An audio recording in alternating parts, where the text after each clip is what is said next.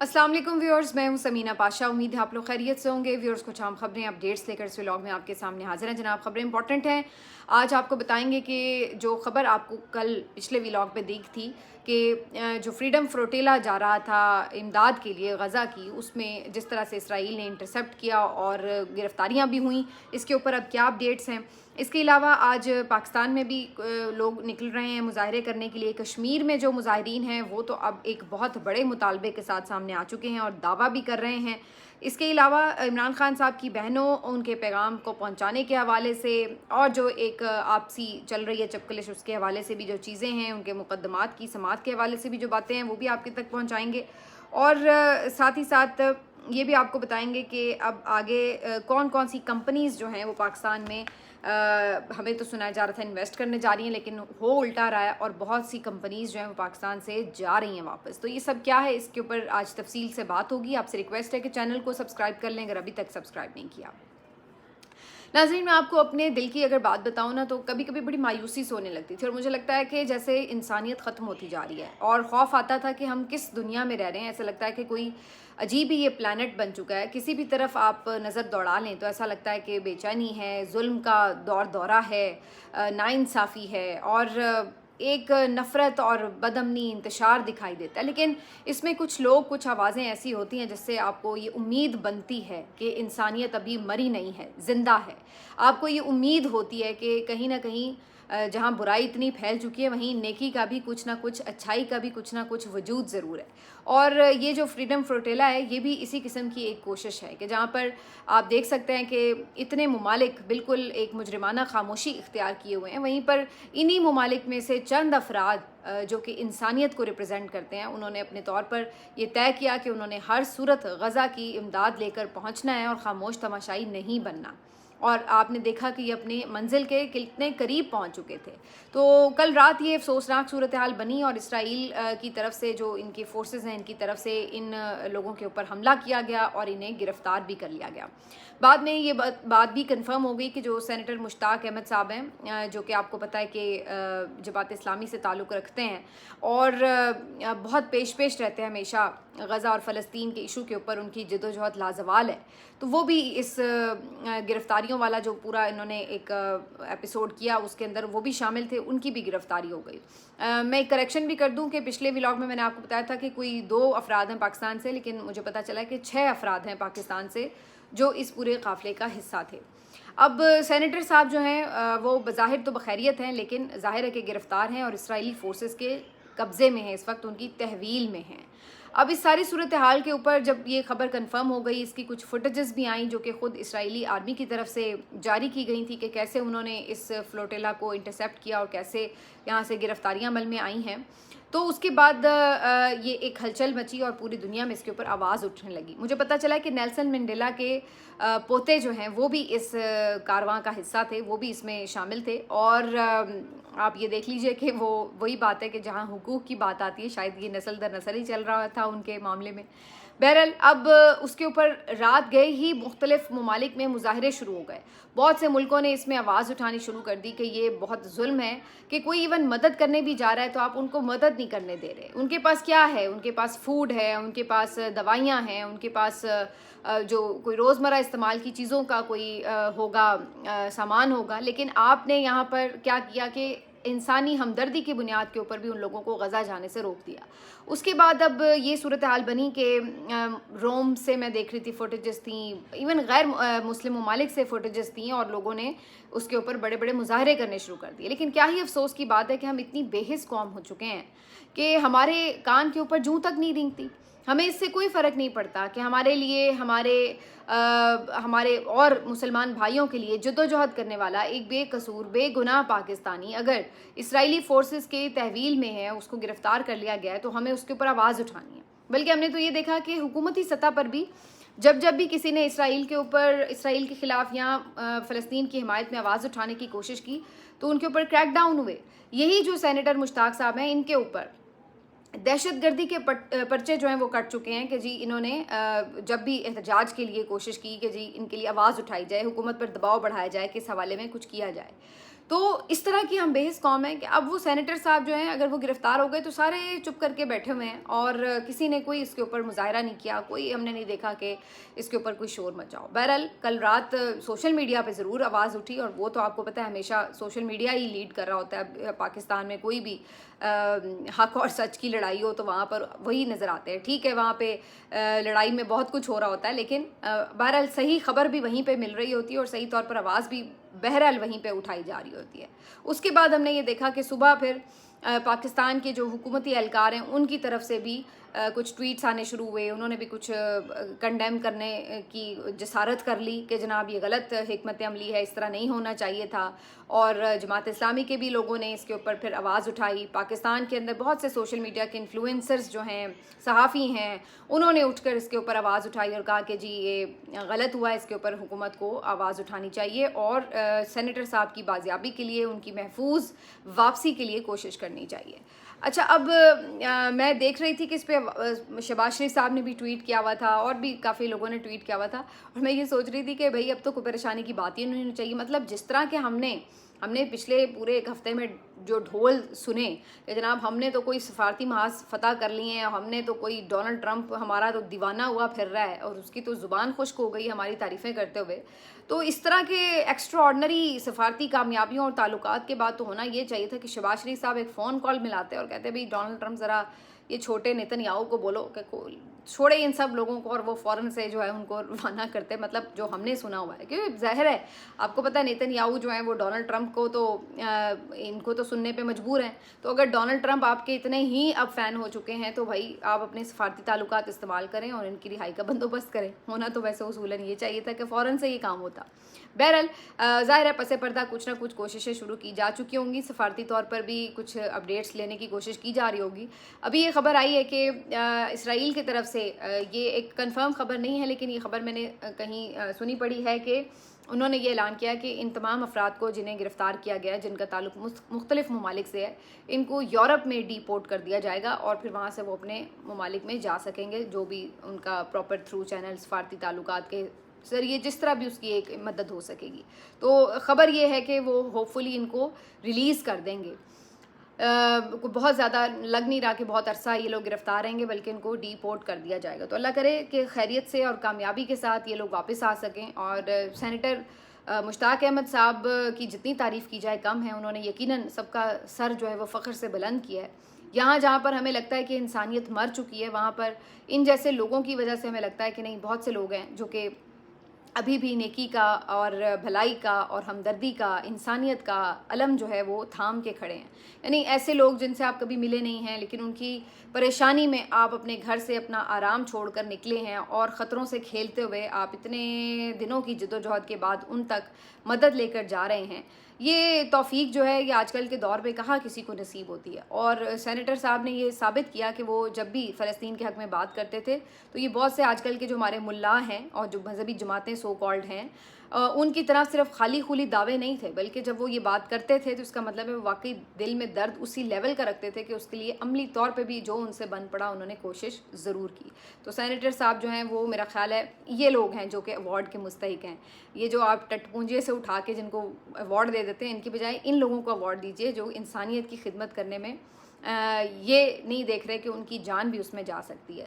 تو بہرحال جی اب یہ ساری بات کے بعد تھوڑی سی آتے ہیں جو صورتحال بنی ہے، اب اس کے اوپر جو بھی اپڈیٹ ہوگا آپ کو دیں گے، لیکن کشمیر میں بھی صورتحال جو ہے وہ ابھی سنبھلی نہیں ہے، بلکہ آج کشمیر کی جو یہ کمیٹی ہے عوامی کمیٹی، ان کی طرف سے یہ اعلان کیا گیا کہ آج عوامی حکومت قائم کی جائے گی۔ مظفر آباد میں بڑی تعداد میں لوگ اکٹھے ہو گئے ہیں، پہلے تو جو کل افراد شہید ہوئے تھے ان کی نماز جنازہ ادا کی گئی، اور اس کے بعد بڑی تعداد میں راولا کوٹ سے، دھیر کوٹ سے، باقی جگہوں سے، جو کوٹلی سے قافلے ہیں مظفر آباد جمع ہو رہے ہیں۔ یہاں پر یہ سب اکٹھے ہوں گے اور ان کا اعلان یہ ہے کہ جی ہم یہاں پہ آج عوامی حکومت قائم کریں گے۔ اب اس سے مطلب کیا ہے اور اس کی ایک فزیکل ہمیں فارم کیا نظر آئے گی کہ وہ اسمبلی کو تالے لگا کے کنٹرول حاصل کر لیں گے، کیا ہوگا یہ تو اب سمجھ نہیں آئی، لیکن ان کا الفاظ ان کے یہ کہ عوامی حکومت قائم کی جائے گی۔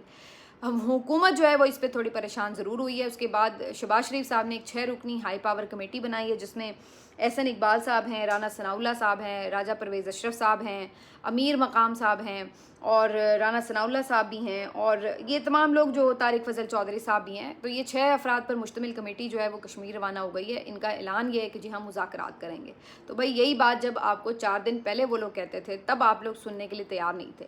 جب آپ نے خون خرابہ کر لیا، جب آپ نے حالات خراب زیادہ کر لیے، جب ساری قوم کو سڑک پہ نکال دیا، تب آپ کو ہوش آ رہی کہ اچھا اب تو ہاتھ سے کہیں بات نکل نہ جائے، تو اب آپ مذاکرات کی طرف چل پڑیں.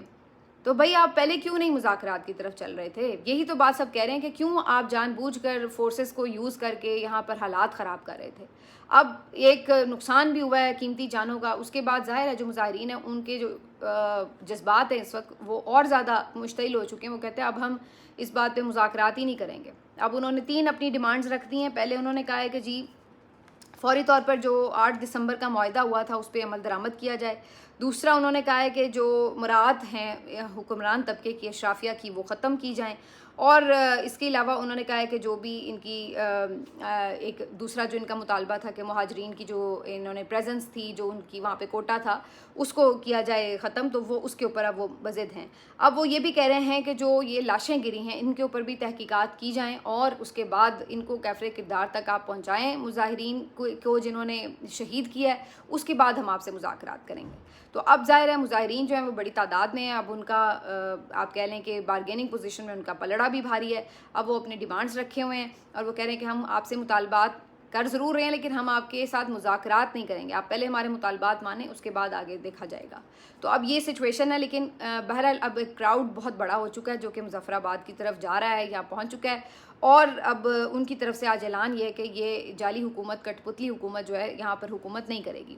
یہ بیسکلی اب ایک سمجھنے کی پوری آپ سمجھ لیں کہ ایک پورا آپ اس کو پولیٹیکلی اگر دیکھنا چاہیں تو یہ ایک فنومینا ہے جس کو آپ سمجھ سکتے ہیں کہ یہ کیا ہے. کہ جب آپ سیاسی جماعتوں کو بالکل بے بس کر دیتے ہیں، ان کا کردار وہاں سے ختم کر دیتے ہیں، سیاسی لیڈرز کو مائنس کرنے کی کوشش کرتے ہیں، تو پھر اس کے بعد اس طرح کی ایک حالات جنم لیتے ہیں جو آج کشمیر میں ہو رہا ہے. وہاں پر ایک منتخب حکومت تھی پی ٹی آئی کی، وہاں پہ جو ایک لیڈرشپ تھی ان کے زیر تحت وہ انتظام چل رہا تھا. آپ نے وہاں پر جان بوجھ کے ان کی حکومت کو گرا کر وہاں پہ ایک کٹ پتلی حکومت انسٹال کی، چوچو کا مربع بنا دیا. اس کے ساری جماعتوں کو کچھ نہ کچھ دے کے بٹھا دو.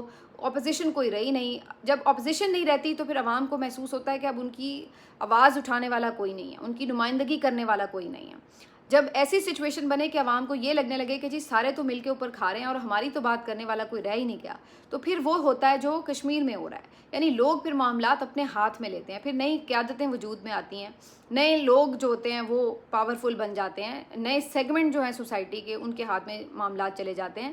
اب چاہے وہ سیگمنٹ اچھے ہوں، پڑھے لکھے لوگ ہوں، مڈل کلاس سے لوگ ہوں، یا پھر وہ کوئی دہشت گرد ہوں جو آپ کی وہ سیاسی خلا کو پر کرنے کی کوشش کرتے ہیں، کچھ ایکسٹریمسٹ لوگ ہوتے ہیں وہ آپ کے اس سیاسی خلا کو پر کرنے کی کوشش کرتے ہیں.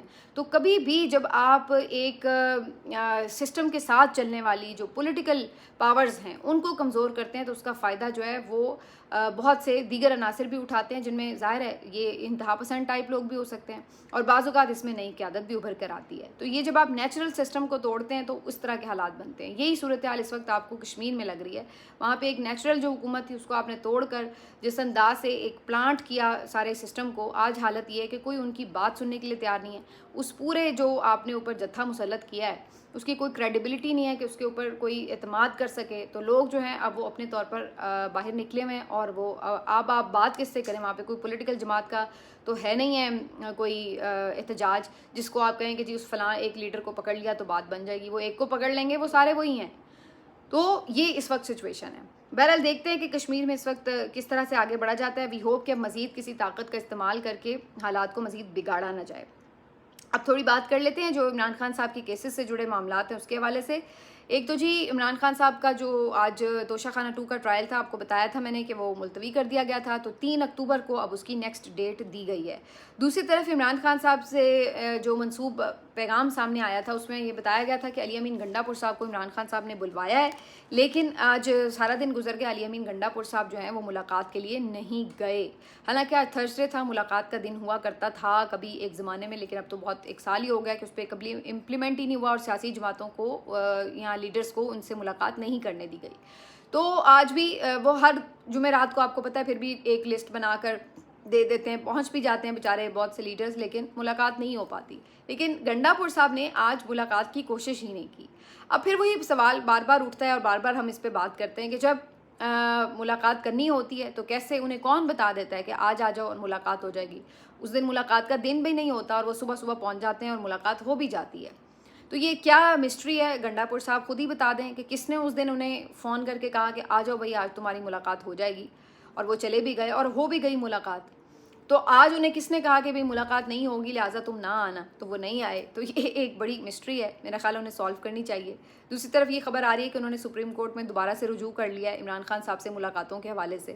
تو وہ انہیں بھی پتہ ہے کہ جب ملاقات ہونی تھی تو وہ بغیر کورٹ آرڈر کے بھی ہو گئی تھی, اور اب اگر نہیں ہونی ہوگی تو وہ پھر کورٹ آرڈر کے باوجود بھی نہیں ہوتی. تو بہرحال پھر بھی عمران خان صاحب نے بھی انہیں کہا تھا کہ آپ کورٹ کے تھرو جو ہے سپریم کورٹ کے تھرو رجوع کریں اور وہاں سے آرڈر لیں تاکہ آپ کی ملاقات میں رکاوٹ نہ ڈالی جا سکے. لیٹس سی اس کے اوپر کب پٹیشن لگتی ہے, یہ بھی تو بڑا مسئلہ نا, آج کل ایسی پٹیشنیں لگتی بھی نہیں ہیں. دوسری طرف یہ بھی ایک خبر آئی تھی کہ عمران خان صاحب کا جو پیغام ہے وہ اب علیمہ خان صاحبہ نہیں بلکہ نورین خانم صاحبہ جو ہیں وہ لوگوں تک پہنچایا کریں گی. ابھی یہ کچھ دیر ہی ہوئی تھی, یہ خبر چل رہی تھی کہ اتنے میں نورین خانم صاحبہ کی طرف سے ایک اعلان کیا گیا اور فیصلہ سنایا گیا جو ان کے فیملی ذرائع کے مطابق تھا, اور وہ یہ تھا کہ عمران خان صاحب کا پیغام پہلے بھی علیمہ خان ہی پہنچاتی تھیں اور آئندہ بھی وہی پہنچائیں گی.